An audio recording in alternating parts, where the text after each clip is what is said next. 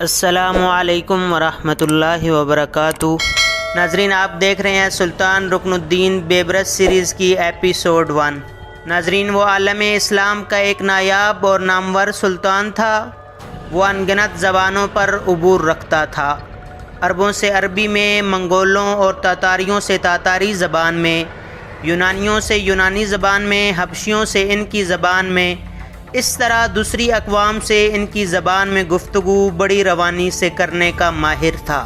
سلطان بننے سے پہلے وہ جگہ جگہ ایک غلام کی حیثیت سے دھکے کھاتا پھرتا تھا، لہٰذا اس نے اس دوران میں مختلف زبانوں میں عبور حاصل کر لیا تھا۔ وقت کی آنکھ نے کبھی اسے گدڑیے کی صورت میں دشتے قبچاک میں بھیڑ بکریاں چراتے ہوئے دیکھا، آسمان نے کبھی اسے دمشق شہر میں بردہ فروشوں کی منڈی میں ایک غلام کی حیثیت سے بکتے دیکھا، کبھی اس نے دمشق اور مصر کے امراء کی نوکری اور چاکری کرتے ہوئے وقت گزارا، اور کبھی رزم گاہ میں ایک صف شکن لشکری کے سنگ میں بھی دیکھا گیا، اور کبھی وقت کی تیز آنکھ نے اسے اسلامی لشکر کے سالار اعلیٰ کی حیثیت سے بھی دیکھا۔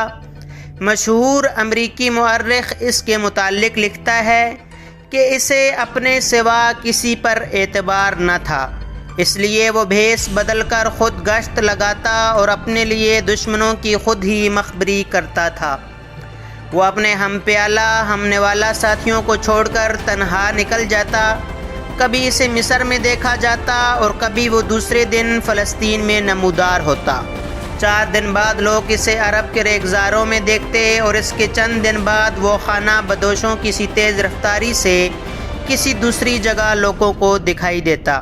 جن دنوں وہ عالم اسلام کا سلطان بنا، ان دنوں منگولوں نے مسلمانوں پر حملہ آور ہو کر مسلمانوں کے بیشتر علاقوں کو تباہ و برباد کر دیا تھا، اور ہلاکو خان مسلمانوں کے علاقوں میں دندناتا پھرتا تھا۔ ایک بار ایک منگول مغنی کے بھیس میں وہ اکیلا اور تنہا ہلاکو کی سلطنت میں داخل ہوا۔ کئی دن کے لگاتار سفر کے بعد وہ اس کے علاقوں میں داخل ہونے کے بعد کریا کریا بستی بستی اس کے علاقوں کی جاسوسی کرتا رہا۔ کیونکہ وہ مختلف زبانوں پر عبور رکھتا تھا، لہٰذا کسی کو شک نہ ہوا کہ وہ مسلمان ہے یا مسلمانوں کا سلطان۔ ایک دن اس نے منگولوں کے ایک شہر میں ایک نان بئی کی دکان میں کھانا کھایا اور ایک برتن میں اپنی شاہی انگوٹھی اتار کر رکھ دی۔ اس کے بعد وہ اپنے علاقے میں واپس آ گیا اور ایک قاصد ہلاکو خان کی طرف بھیجا اور اسے کہلوایا کہ میں تمہاری مملکت میں حالات کا معائنہ کرنے کے لیے فلاں فلاں جگہ گیا تھا، فلاں شہر میں فلاں نان بئی کی دکان پر اپنی شاہی انگوٹھی بھول آیا ہوں، مہربانی کر کے وہ انگوٹھی تلاش کر کے مجھے بھیجوا دو، کیونکہ وہ انگوٹھی مجھے بے حد عزیز ہے۔ ہلاکو خان مسلمانوں کے سلطان کی اس جرأت اور جسارت پر ششدر رہ گیا، اور وہ اس کی دلیری سے ایسا مرعوب ہوا کہ اس کی انگوٹھی تلاش کر کے اس کی طرف بھیجوا دی۔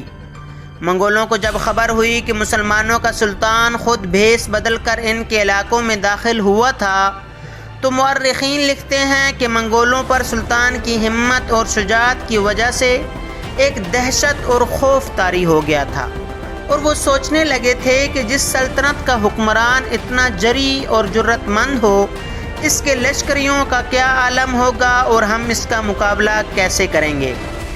ناظرین، ان دنوں کیونکہ بخیرے روم کے ساتھ ساتھ مغرب کے صلیبیوں نے بھی اپنے بڑے بڑے اڈے بنا لیے تھے، جہاں سے نکل کر وہ مسلمانوں کے خلاف صلیبی جنگ کی ابتدا کرتے تھے۔ ان میں زیادہ نامور انطاکیہ کا حاکم بوہیمنڈ تھا۔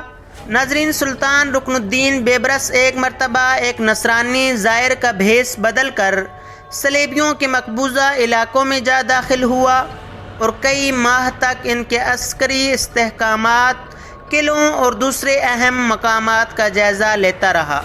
وہ تقریباً 22 ایسے قلعے دیکھنے میں کامیاب ہو گیا جو ان دنوں صلیبیوں کی عسکری قوت کا مرکز تھے، اور یہ سارا کام اس نے تنہا کیا۔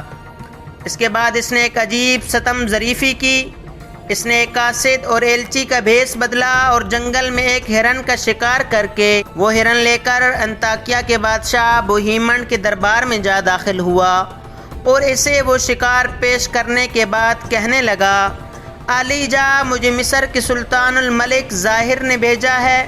پتہ چلا ہے کہ آپ کو شکار کا بہت شوق ہے۔ ان دنوں آپ شکار کے قابل نہیں ہیں، لہٰذا انہوں نے یہ تازہ شکار بطور ہدیہ بھیجا ہے، اسے قبول فرمائیے، میرے آقا آپ کے شکر گزار ہوں گے۔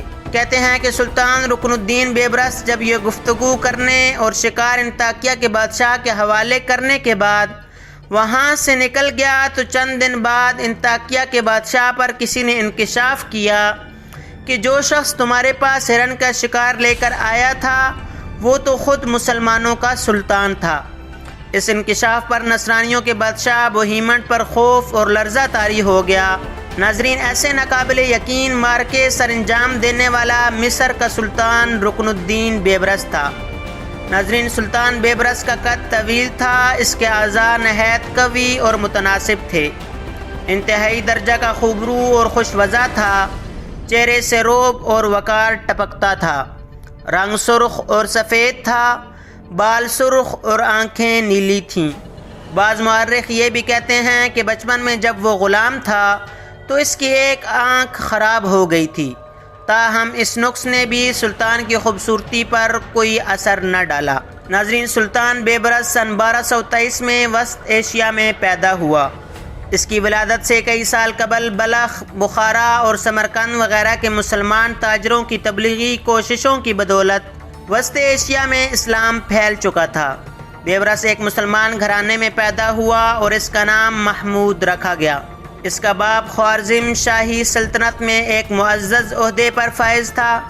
بدقسمتی سے حکمران وقت اس سے کسی بات پر ناراض ہو گیا اور اسے پابند سلاسل کر دیا۔ اس طرح یہ خوشحال خاندان گردش زمانہ کا شکار ہو گیا۔ جب منگولوں نے مسلمانوں کے علاقوں پر حملہ آور ہونا شروع کیا تو انہوں نے جوانوں، بچوں اور عورتوں کو غلام بنا کر فروخت کرنا شروع کر دیا۔ غلامی کے لیے پکڑے جانے والے ان بچوں میں سلطان بیبرس بھی شامل تھا۔ سلطان کو بھی دمشق کی بردہ فروشوں کی منڈی میں لایا گیا۔ پہلی بار جس شخص نے سلطان بیبرس کا سودا لگایا، اس کے لیے اس نے 100 درہم پیش کیے، لیکن جب اس نے دیکھا کہ بچے کی نیلی آنکھوں میں سقم ہے تب اس نے وہ سودا منسوخ کر دیا اور سلطان کو خریدنے سے انکار کر دیا۔ سلطان، جس کا نام بچپن میں محمود تھا، آخر جگہ جگہ دھکے کھاتا پھرتا تھا، یہاں تک کہ ایک مصری امیر نے اسے خرید لیا۔ خریدنے والے امیر کا نام علی ابن ورفا تھا۔ یہ علی ابن ورفا ایک دوسرے مصری امیر کا مقروض تھا۔ اس نے اس قرض کے عوض محمود کو اپنے قرض خواہ کے حوالے کر دیا۔ ناظرین، سلطان رکن الدین بیبرس سیریز کا سلسلہ جاری ہے۔ امید ہے آج کی ویڈیو آپ کو پسند آئی ہوگی۔ اگر ویڈیو پسند آئی ہو تو لائک شیئر کریں اور کمنٹ باکس میں اپنی رائے ضرور دیں۔ ملتے ہیں اگلی ویڈیو میں۔ اللہ حافظ۔